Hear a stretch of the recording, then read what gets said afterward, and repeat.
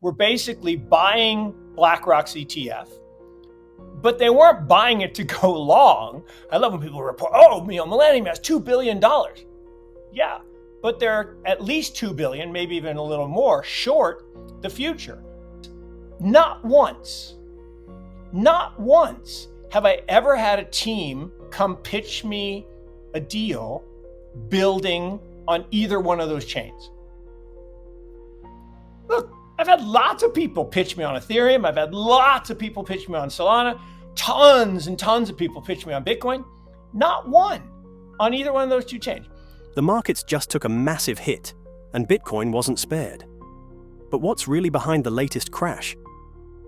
A hidden arbitrage play by some of the biggest hedge funds, Millennium, Citadel, and more, has been quietly unwinding, triggering a major sell-off.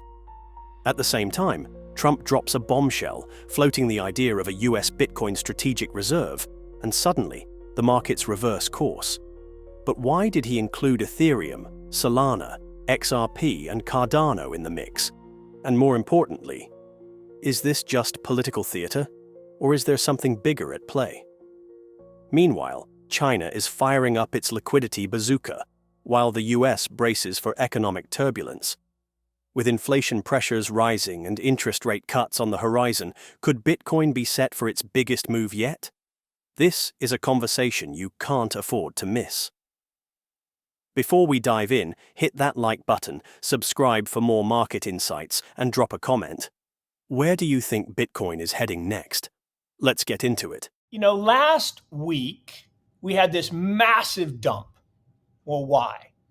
Well, you had the unwinding of this arbitrage that's been going on, where the big dogs, and I mean super big dogs, big hedge funds like Millennium and Citadel and others, were basically buying BlackRock's ETF, but they weren't buying it to go long. I love when people report, Millennium has $2 billion.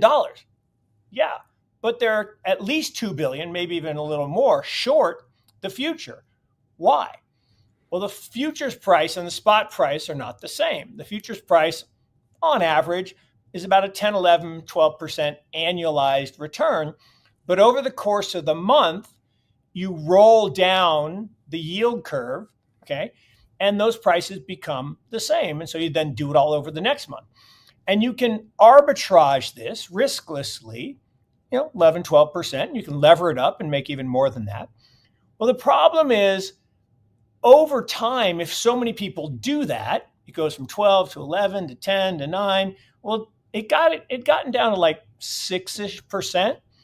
And so if your cost of funding is 5 and you're only making 6, there's other stuff I can do with my capital. So people started unwinding. And so there were outflows from the Bitcoin ETF and people freaked and the price collapsed. Well, then you got tariff wars and macro stuff going on, and people are getting margin calls. When you get a margin call, you don't sell what you want to sell. You sell what you can sell, the most liquid thing. And in some cases, that was Bitcoin or ETFs. So we had this spiraling down. So on Friday morning, we got the first saving grace, the lifeline, is Larry Fink says, we're going to put 1% to 2% in all of our own, our own ETF in all of our model portfolios. So the price stopped going down, went from 107 down to 79, stopped going down and actually rallied. And then people were like, well, but that's going to take time. And wait, we still had outflows because people were still unwinding because it was triple witching on Friday. So that didn't really work. So then on Sunday, the Donald says, we're going to have this strategic reserve. And he said Bitcoin, Ethereum, XRP, Solana, and Cardano. And everyone's like, oh, yay. And everything went up. And, the Bitcoin's up 10% and the other stuff is up 20 plus percent. Cardano went up 60%. There's no action by Congress. He just said it. And then his, son repeated. But here's the problem. Why did he go beyond Bitcoin? We all know that Bitcoin is a better form of money. What is money? Money is an asset that exists in the absence of a liability. That's been gold for 5,000 years. Bitcoin is digital gold. Now, the thing about gold, it's the only thing that's both a commodity and a currency, right? I mean, silver too, but basically it's gold. Well, Bitcoin is that, but on steroids, because it's more divisible. Like, let's say I had a gold bar under my desk. Like Kyle Bass literally has a big giant gold coin under his desk in a safe that he shows off to people. Let's say I had that and I wanted to, break it in half and send you half, Jay. Well, I'm not strong enough to actually break that gold bar in half. And what if I wanted to break it into lots of pieces and send to all the listeners? Couldn't do that. But let's say I could. I couldn't stuff it in the computer and send it to y'all. Well, with a couple clicks on my phone, I can send Bitcoin anywhere to anyone without any intermediary. That's why gold is being replaced ultimately by Bitcoin. Well, because more divisible, more portable, and equally scarce. All right, well, that's great. Well, what does that mean? Well, it means central banks, which use gold as the base layer of money. Remember, gold is money. Everything else is just credit. Everything that we think of as money is just currency. Currency is backed by debt. Well, those sit on top, right? We got paper currency up here. Then we got Visa. Like, I don't carry paper currency. I use a Visa card, and every 30 days I settle up on ACH to my bank, and they, take the money out of my account. And then they settle up on some periodic basis to FedWire, which then sits on top of the gold at Fort Knox, assuming the gold's there.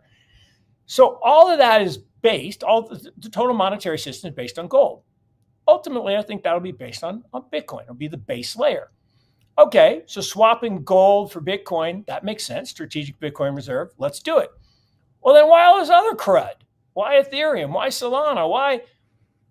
Okay, especially, not Solana and Ethereum. Solana and Ethereum kind of get a pass because they're active and smart contract. They have adoption. There is there's some use cases. Yeah, it's kind of like maybe they could be those intermediate layers like FedWire and ACH. Maybe they could be the second and third layers on top of Bitcoin. Maybe. But bottom line is fine. But the other two, XRP and Cardano, why? Okay, Charles and Brad, and I'm not casting aspersions, this is facts, it's been reported, paid a lot of money to both sides, right? They started with the Democrats, now they're going to the Republicans. They're paying because they want their chain. But here's the funny thing, and I mean this semi-respectfully, but I've been doing venture capital in the space, in the digital space now for 7 years, which is not all the time in the world, but we were the third firm. There was Pantera, there was Blockchain Capital, and then us. And then all these other, and a lot of them more successful, but we're there. And we've been around a long time. And so I've been doing this. Not once have I ever had a team come pitch me a deal building on either one of those chains. Look, I've had lots of people pitch me on Ethereum. I've had lots of people pitch me on Solana. Tons and tons of people pitch me on Bitcoin. Not one on either one of those two chains. So maybe there's some there. Maybe there's some tech there. They seem like they were just big pre-mines and people get rich by selling them to the plebs. But okay, so why does Trump say these other things? Well, because if you look at the thing that his affiliates, and I don't know if it's his son or the friends or whatever, they own everything but Bitcoin. So they own all those things in that Liberty Digital thing. And so every time Trump tweets about it, the price goes up. Ultimately, I think we're in a place where the response is going to be massively good for Bitcoin, right? We're going to have to cut rates. We're going to have to increase the money supply back to high single digits, maybe even low double digits. And in that world, one Bitcoin's one Bitcoin, but we don't price in Bitcoin, price in dollars. So the price is going to go up. Yeah, this is where we have sort of these two forces playing at the same time. And Steve Cohen was talking about this yesterday, or not yesterday, but the other day as well, where he was saying, he predicts that second half of this year we could get down to 1.5% growth, right? Tariffs, slowing immigration, Doge obviously is going to have an impact in the short term. The question, I think, is how long does this last? Is this a short reset where we'll quickly reset and then assets will rise again? The midterms in 2026 are obviously going to be on Trump's mind. Trump does well when stocks are rising. He wants to support the economic growth and wants to support the wealthy in that way. What are your thoughts on the timing? Look, 100%. And it's a great insight, because that is how the 4-year political cycle works. You take your medicine in year one, and you beat down the market so that it can rise into midterms. But really the important year is year 3. Year 3, now it's less important for someone who can't get reelected, but year 3 is usually the year where they throw everything, tax cuts and money supply growth, and you get and all the big boom years are in the 3rd year of presidential cycles. And most presidents have a recession in their first year. Now, this is a funky one because he was president once and now he's president. So is it his second term or his first term? Well, it is technically his second term, but it's kind of like a first term because he wasn't president, the previous 4 years. And on top of it, the last administration was a shit show. I mean, there's no other word to describe it. I mean, a complete and total shit show. No budget discipline, fraud. The whole Ukraine money laundering thing is it's crazy. I mean, for someone to actually say, well, I can only account for 70 billion of the 170 billion you sent me. Really? I mean, like 100 billion just vanished? I mean, well, actually it didn't vanish because we know, with all the fires out in California, a whole bunch of the homes that got burned down were owned by Ukrainian people that were in the cabinet. I'm like, that's weird. So all kinds of weird stuff happening. But the last one, $4 trillion deficits, Harris's plan, which was not a plan. It was, I mean, I don't like to speak ill of people, but what she presented as an economic plan was the closest thing I've ever seen to brain death in the 61 years I've been on this planet. I mean, it was terrible. And again, I'm not saying that Trump is a rocket scientist, but what Trump does, like Reagan, he surrounds himself with great people. I have incredible confidence in Scott Bessent, in Lutnick, in a number of the people in the administration, particularly on the financial side, and the people that are gathering for the crypto summit on Friday. I mean, there's some really, really smart, talented people that understand economics and finance. And I think, we'll end up with some good outcomes. Now, to answer your question, I think it's a short-term reset. I don't think we're going into a depression. I don't think it's 1929. There were a lot of tweets on Monday night, that Black Tuesday was going to happen yesterday, and thankfully it didn't. But look, the valuations are such that we could have a really meaningful, long, drawn out, 10 years of no return in U.S. stocks. That would not surprise me. But I don't think it's down 2% every year for 10 years. I think it's probably a flush and then a response and then a comeback. Because again, I'm 61. I'm the second to last year of the boomers. My wife's 60. Or no, she just turned 61 too. I'm about to turn 62.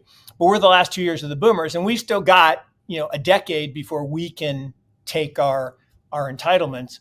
So you got at least another 10 years where you got to prop up that generation, because all of our wealth, the boomers, is in real estate and stocks. So you can't let those two things go down. And my guess is they won't. And so even if there's a short-term flush, which they're probably, Stevie Cohen's, pretty smart guy. I think there will be.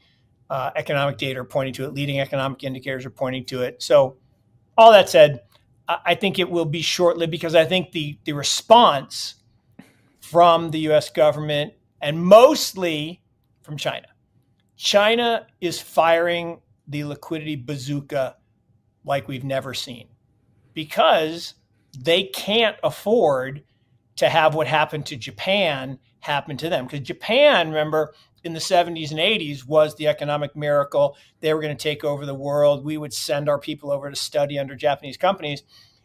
And then they had a deflationary debt collapse, and they've been, moribund for 30 years. China can't afford that because they got too many people. So they are printing capital, and they're in a different position. They have more reserves. They have the largest reserves in the world, over $3 trillion. And so they have the economic power to recapitalize their banks, to, sweep the bad real estate stuff under the rug. And I'm sure you've seen the videos, right? Or if maybe even been. If you go to China, it's unbelievable. It's like living in the future. I mean, it's absolutely stunning what they have achieved. And I love the pictures where it shows, Shenzhen 30 years ago and Shenzhen today. It's like, my God, it was a field. And now it's this metropolis like right out of a science fiction movie.